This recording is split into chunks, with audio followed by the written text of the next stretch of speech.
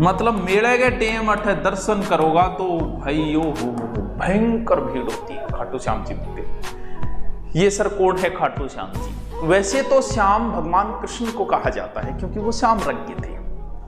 भगवान कृष्ण महाभारत का युद्ध पूरी जिम्मेवारी एक ही बंदे पे, युद्ध जिताना है, पापियों को हराना है, युद्ध जिताना है। तो भीम का पुत्र था घटोत्कच और घटोत्कच के पुत्र थे बर्बरीक।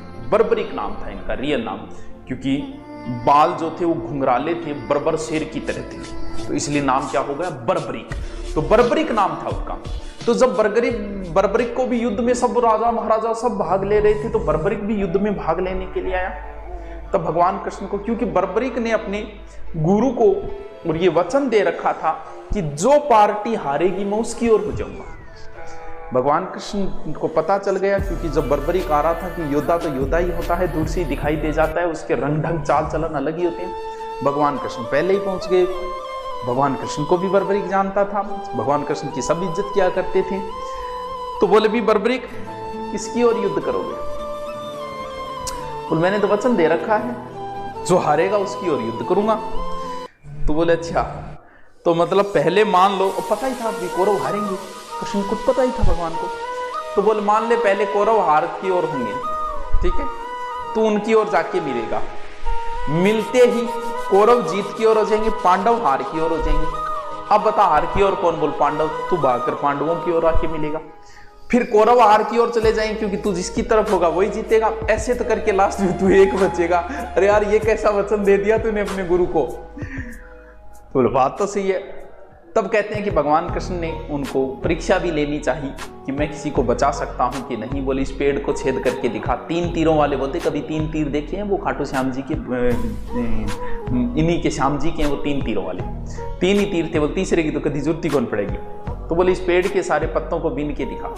तो भगवान कृष्ण ने सोचा कि मैं कोशिश तो करूं कि बचा सकता हूं कि नहीं। उन्होंने एक पेड़ का पत्ता जो है ना वो अपने पैर के नीचे रख दिया, तो सारे पत्ते बीन गए। जैसे पैर हटाया वो भी बिंदा हुआ था। तो उसे लगा कि मुश्किल है, तब इसे वचन में उनका शीश मांग लिया था।